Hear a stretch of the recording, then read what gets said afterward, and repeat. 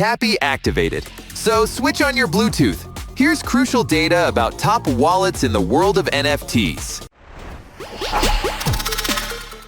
MetaMask is very popular and compatible with most NFT marketplaces.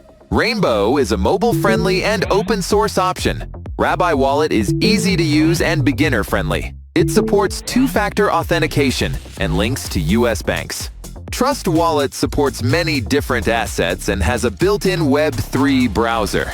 Ugh, my circuits are buzzing with uncertainty. So many cool options.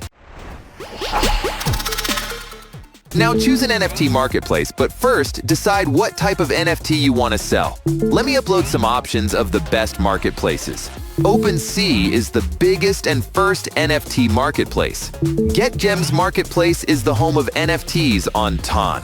Ton Diamonds are 10,000 unique NFTs created just for the open network. And Blur is an NFT marketplace for pro traders.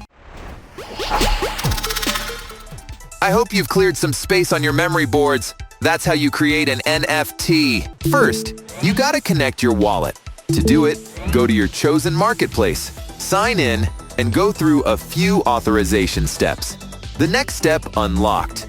Generate your NFT.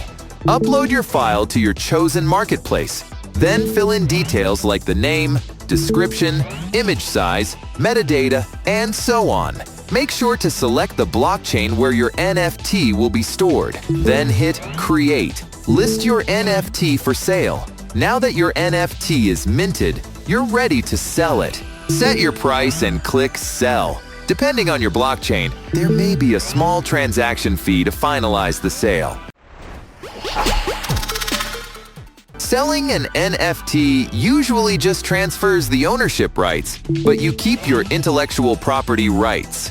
The NFT itself holds a unique certificate, so only one person can own it at a time.